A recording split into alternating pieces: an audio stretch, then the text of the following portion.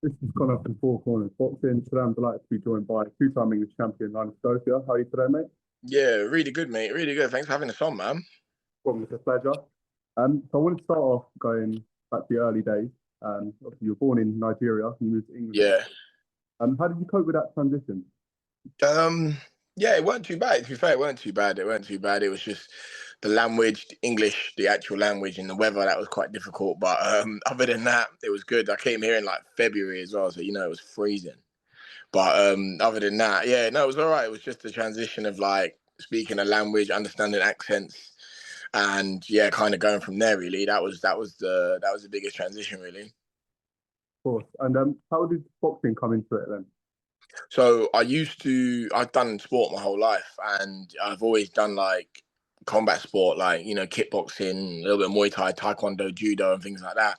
And boxing was the last combat sport I tried out. And when I was like 16, 17, and it actually worked out to be, I loved it. I loved it more than any other sport. No, of course. And I read on your LinkedIn, I had a little dig at that. And I think I read that you had a 37-3 amateur record. Is that right? Yeah, something like that, yeah. Yeah, of course. Yeah, so obviously that's a really good record, and I think you won the home counties and the Tri Nations. Yeah, yeah. How do you feel that set you up for the pro game in terms of the experience you picked up? Yeah, it was decent, but back in the, back in the days, like it weren't that, you didn't have to. All you have to do is kind of win an ABA or this and that, and then you could kind of fly into a good promoter. It was only Eddie Hearn and thingy at them points. Maybe you had a little bit of boxing sports, and there were certain promoters out there. There were road promoters out there, but if you wanted to get on the Warrens and Box Nation and Sky, you had to kind of minimum have won an ABA or something like that. So it wasn't too bad. But I went small hall. I went with Steve Goodwin, and I've never really looked back since. It was okay. It was an okay transition. I've always done things the hard way. I enjoyed that more anyway. And yeah, it was all right. It was all right. It was good. It was very good. It was, there was more of a reward when when you won your fights and things like that, or had hard fights and big fights. It was always more rewarding doing it the hard way. Yeah, no, of course, understand. And when you turn over, obviously you said that you went like the York Hall and like the small shows. What were your ambitions when you turned pro? Did you have any in particular? I just wanted to kind of see how far I can go. You know what I mean? See how far I can go, and yeah, just make represent myself in a good way, represent my town, represent my country, represent which is Nigeria and England. You know what I mean? Represent my country, represent where I'm from, represent my family name, and kind of make sure I represent everyone in the right way and kind of do well for myself. And that was always the plan. And yeah, I feel like I feel like I've achieved that. I feel like I've achieved a lot of things. I feel like you know. When people talk about Luton and boxing, and my name comes up a lot, and that was one thing I wanted. Yeah, no, of course. And you turned pro in 2016, a points win. Do you have any prominent memories of that debut? Yeah, I do. It was terrifying. It was absolutely terrifying. I couldn't. It was one of those where it was like, okay, the amateurs, you just kind of showed up at LA Center, you weighed in, you had some food, you fought, you went home. There was no cameras, there was no this, there was no interviews. You just, unless you like did the box cup or a championship or something like that, there was none of that. And just the whole, just when it changed, what I mean, when they changed it completely, and you go pro, and all of a sudden you've got interview here, and all this, and everything's changing. And even when you get to the fight, like as an amateur, maybe I'd get maybe 10 people, my family, my mates, a couple of work colleagues show up to a fight. In my first fight, my debut, I had maybe like 160 people I knew just there, and it was just crazy, like the amount of people that were actually there. And yeah, it was just a bit mad. It was just a bit mad, but it was more like as soon as I read it, I think that showed me it was more like a show. It weren't just like another fight. It weren't like the amateur league. You show up, fight, go home. Yeah, no, of course. And do you feel like, because after that you kind of went down the traditional route of fighting journeymen for Yeah. self fights, would you feel like the most vital lesson you learned from fighting those guys that are just sort of there purely to survive and know all the tricks of the trade? You know, they teach you, the ropes. You know what I mean? They're teachers. They teach you everything you need to know. They teach you everything you need to do. You know what I mean? They weren't. It's not. It's a hard one because you know you get some really good journeymen, you get some not so good journeymen, and some journeymen you blow out in a round and things like that. And you know the whole thing about journeyman, you need to have a good amount of it as well. You can't just have easy journeymen and then bring any fights to you. You have to kind of have the journeyman that will stick it on you and kind of show you the trade properly. And I feel like I had a good amount. I feel like, you know what I mean? I feel like I had a good amount of that. But yeah, I think it's really important, to be fair, to have that in your career to actually build you up properly and like learn the program before you step up to a place where you can't actually come down from. Yeah, no, of course, definitely. And when was it that the David Hayling Cup come, the promotional deal? So my manager Steve Goodwin at the time, he sorted out. He's the one that you know kind of brought that in. He's the one that made things happen that way, Mm. and he's the one that kind of made things happen that way. And I, I can't. I think he had signed a deal with David Hay to kind of bring in his fighters and you know put an undercard on and things like that. And that's kind of how he introduced me, and then that's how I got signed by Haymaker. Oh, okay. And what was it like being promoted by such a legend in the game? It was it was amazing. It was amazing, to be fair. It was amazing. It was, yeah, because he just come back from his I first found him when he just come back and he had a fight against Mark Demori. I think it was Mark Demori. I was at Yeah. that one, and then he then had another fight, and then he had the belly fights. So do you know what I mean? He was still quite active as well and things like that. And then you know, then he retired and he kind of just focused on the promoting side. He was very good. He was very good to work with, very down to earth geezer. And yeah, he just wanted the glitz and glamour of it. It was a bit daunting. It was a bit daunting because you know they were very focused on my first fight with them. I got like a highlight with knockout, and you know after that they were just focused on that. They were just like they can't see any other result from me, Mhm. and you know keep having fights like that, which I understand. But yeah, it was good. It was a lot of pressure, but it was good. It was really really enjoyable time. I got nothing but good words to say about them and their team. They're all good. Yeah, no, that's cool. And did you ever get to fight on Dave then? Or was that a little bit after your time? I did fight on Dave. I did. One of our, I think my first fight was on Dave, and who did they? Lad Bible. They did the Lad Bible thing. So yeah, I did get to fight on all of that, and I was shown on that. So yeah, it was a good experience. It was a very good experience. A lot of people that I haven't spoken to in ages. All of a sudden, hey, you're right, mate. I see you fighting. Yeah, terrestrial TV. It was good. It was good. I was like, yeah, it was a bit crazy. Everything went a bit wild after that. I can imagine. And then 14 fights in, you got your big fight with Tyler Denny. Uh, Yeah. a win that's actually really aged well now. And that was for the English title. What were your feelings after you finally captured that belt? It was like if you saw it, it was elation. It was absolute like I lost my head. It was great. It was fantastic. And you know what I mean? Like obviously, like you said, the fight really aged well now because other than Hamza Shiraz was the last person to beat him. And it was, yeah, it was amazing. It was amazing. It was a really good fight. He was the first guy that kind of like stuck it on me. And even though I'd had like 14 fights before, they weren't like him. He was a bit of a dog.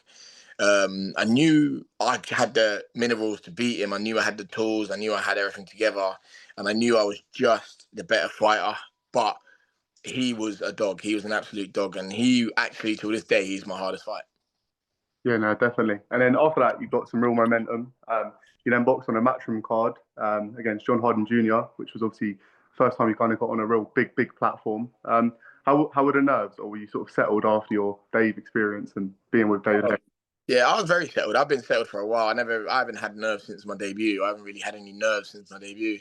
The John Harden Jr. fight was, you know, it was good. It was in lockdown. It was a bit of a. I mean, I'm one of the boxers that has fought in lockdown, so it was like a bit. It was good. It was a good experience. It was almost like glorified sparring. You all in this bubble. It was a bit like a holiday. I was just in this bubble, and I was just minding my business, just chilling, just on Xbox every night. I was on Xbox every night with my mates.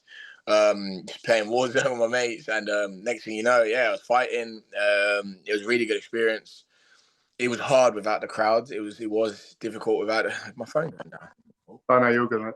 Yeah, it was very difficult without the crowds. But yeah, it was really good. It was really good. It was difficult to get going. Do you know what I mean? You land a shot, and your coach would be like, "Yes," but normally it'd be a crowd. Normally it'd be a big crowd, and everyone's saying. But it was, it was good. You can hear the corner. I can hear his breathing. You can hear. It was just a different, weird atmosphere. But we still had to do the job, and yeah, luckily we, perfectly we did the job. Yeah, no, definitely. And you weren't with David Hay at that time, were you? I weren't. I think they'd scaled down on a lot of their stuff. And kind of, I think they only stuck with like MVP at the end and then promotion. I think just things went wrong. I don't actually know the ins and outs. I won't really comment too much on it because I don't really know the ins and outs of what happened. No, definitely. And how did that opportunity come back? Did that come via Steve? Because you weren't with Matchroom at this point, were you? No, I never been with Matchroom. Oh, yeah, cool. I think that was just a situation where they called me out online. There were no fights. There were no fights happening, and Dillian White and John were good friends. And obviously, Dillian White had a link with Matchroom. And yeah, they just made it happen. They sent us an offer. We said yes, let's go. We need a fight. We need a fight. Like, I'm not going to wait. I don't want to wait around. They were like, yeah, get him in for the English title. Yeah, done it. And yeah, it was a really good opportunity. Is hammering down outside. It was a really good opportunity. The summer's over, isn't it? No, definitely. Yeah, it was a really good opportunity. It was fantastic, and yeah, we took it. It was really good. Nice one. And then after that, you got a TKO win against Julio Vrenjoy. And then you got a huge fight, obviously Denzel Bentley, the big one for the British title. Yeah. Looking back on it, obviously it was a really close fight. Many thought you won. How do you reflect on that performance? And do you feel like you could have done anything more? Yeah, 100%. 100%. I felt like I did win it. However, when I look back at it, I do see exactly what I did. I threw, no disrespect to Denzel as well. He was a really good fighter. We had a really, really good fight, and I felt like I could have done more in the last maybe 1 or 2 rounds just to change the scorecards a little bit. I wish I knew I could have done a little bit more. Me and my team thought we were up a considerable amount, or relatively up enough to kind of not take our foot off the gas per se, but the instruction I got was to not let the don't get put on your ass this round, and you become a British champion. And my interpretation was, yeah, go out and don't get hit. And it's not always, that's not always what that won't always score and win a fight, evidently. So, and I put my hands up to that. That's not my team. That's not anyone else. I'm the one that went out, and I'm the one that didn't throw the right punch. I'm the one that didn't push the pace. And, we paid for it. We suffered for it. So we learned a lot from that. It was a good fight. I think it was one of the fights of the year nominees. But yeah, it was a really good experience for me as well. Really good learning experience, and it was a really good fight. And yeah, I was happy to be a part of that. Me and Denzel putting that on. Yeah, no, definitely. It was a cracking fight. And then a couple fights after that, you got the big fight against Kieran Conway, which was he stopped in the 4th round due to injury. How frustrating was it that kind of decision it was taken out of your hands and the injury stops you from fighting on? It wasn't. Yeah, it was very frustrating. It was very frustrating to kind of take. It was annoying. I understand the position the referee's in, so I can't. You just one of those things. You just, it's what it is. You know what I mean? What are you gonna do? Like, his job's to protect me. Looking back at I understand. But for me, there was no pain. Even after I was verified and things like that, there was no pain. It doesn't mean that I'm saying the referee was wrong for pulling me out, because no, I agree with what he did. I agree with how he did it. I agree with everything he did. I agree with what the officials did as well. But it's one of those things, part of the game. And yeah, it was annoying. It was frustrating because the fight was just about catching fire. Momentum was getting caught up in, and we were just about to open up. And it happens, it's part of the game. It happens. I don't shy away from stuff like that. I took it. Is what it is. Try to get back in. Try to get a rematch. It just, and fair enough to Conway. They just like, no, we're going to explore something else, and then if it makes sense, we do. And now that's completely fine, because I would have done the same thing if I got the win. So, do you know what I mean? It was very just as well. And yeah, it was just one of those situations. So it's just part of the game, innit? It was just part of the game. It was just part of the game, mate. Yeah, no, of course. And did it take you anything to kind of bounce back from that mentally, or was you just kind of like it happens and able to? Yeah, no, it didn't. So mentally, the Bentley fight was harder to bounce back from than the Conway fight. The Conway fight, it was just kind of like, I was just kind of like, yeah, right, no worries. As long as there's no injury, it's fine. Let's get back in. Let's kind of do some things differently. Let's do what we did wrong. Let's change our style a little bit more, and we'll go from there. Mentally, that wasn't really hard to bounce back from. I kind of was back in straight away. But the Bentley fight was a lot harder to bounce back from. Yeah, no, of course. And then you become two-time English champion, a couple fights after that. What were your goals at this stage? Obviously, you had a couple unlucky defeats, and then you bounced back, win that title. Were your goals, again, to fight for the British? I think you were mandatory for a while, weren't you? Yeah, it was to fight for the British and getting back into position because obviously, like I said, I've always done it the hard way. I've always done it the hard way. I've always had to kind of, work my way up, which is part of the game. It is literally part of the game. But we're doing our best. We're just trying to get into a manager position. Winning the English title was to build a path back in, and it was one of them. It was just one of them where after that fight, I had to not only win that fight, I had to really put on a performance. I had to really show all my array of Arsenal and what I've got to offer. And I spoke to myself and I said, look, if this doesn't go the way you want it, if you don't look how you want to look, if you don't look good, if you are off the step, if you get hit too much, if you lose this fight, you're done. You're done. Like, this isn't, if you can't get out of this level, if you can't smash this level and move on, you don't need to be in the sport. Yeah, no, definitely. And then you beat Constantine Williams to defend it. Defending ended up being your last fight. After that fight, did you have any idea that was going to be it, or? No, not once. After that fight, I didn't think that was it. I didn't think that was going to be it. And I was kind of getting ready for some offers, and I got injured in the fight, but I was back within 6 weeks. I took some time out in that 6 weeks to kind of just let myself heal up, and then I was training back in the gym, doing what I needed to do, waiting for some offers, waiting for some mandatory positions to come up, waiting for a lot of things to kind of settle, and no mandatory positions got taken, no mandatory positions got put forward. There was just nothing available. Everything was just tied up. I was trying to make fights happen. I was trying to do things, and just nothing was happening. And it was just, I don't know, I just kind of fell out of love with it a little bit. And I was really trying to just get on. And when the board just served me a mandatory, and they were like, "Yeah, you got to do this fight," my heart just went. I was just kind of like, I can't get up for this. I can't. You know what I mean? What's the point? Is this what I'm always gonna be doing? Like, it's just, I shouldn't be here. I shouldn't be at this bit. I should be moving on. I should be fighting at the next one. And that was part of the decision. I just said, you know what? I've never had a fight and just been like, do you know what I mean? I've never been there before. So I was just like, you know what? Yeah, forget it. I don't, this is, I need to sit down and have a think. I don't think this is for me. I don't think this is for me anymore. Yeah, no, definitely. I can imagine it's a bit of pill to swallow, really. Your age, you're not over the hill. You get racking up some good wins. Even your defeats, as I say, were at a high level. So definitely deserve that opportunity, I feel.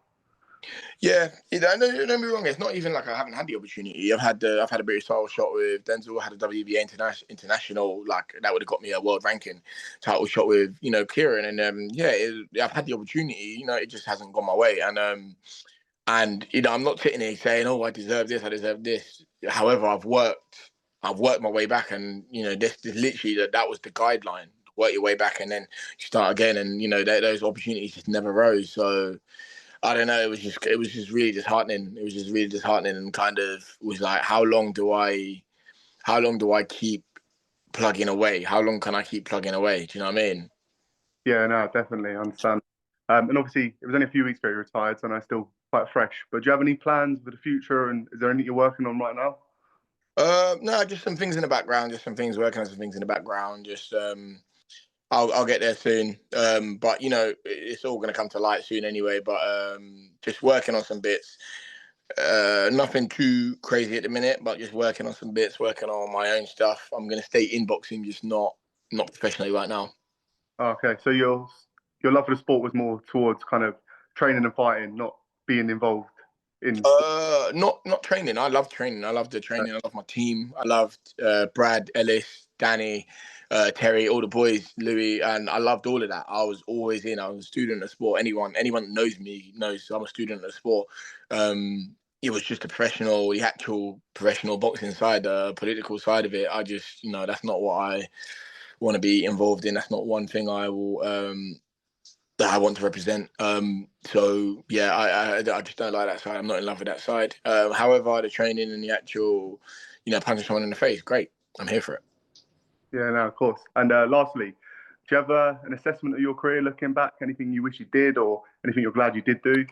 I feel like in a sense of talent and in a sense of achievements, I've underachieved on paper. I feel like I've underachieved. I feel like I could have won a lot more than an English title. I feel like I've 100% underachieved. However, knowing me, I wanted certain things that I wanted from boxing was to represent myself, represent my family name, represent my country, represent my town where I live, represent England. And I ticked all these things off and make my parents proud. And I ticked all these things off. So all the belts are great. All that is cool. But I've done what I internally wanted to do. And that can't be taken away from me. And I'm happy. I'll go the rest of my life and be content in what I've done in boxing. No, 100%. I agree. I think you could have won more, but like you say, you can be very proud of what you achieved. Boxing some good shows, beat some good fighters. But yeah, anyway, thanks for your time. I do really appreciate it. And yeah, cheers for coming on. Yeah, sweet, man. Thank you for having me on. No, no worries. It's a pleasure. Thank you, mate. Cheers.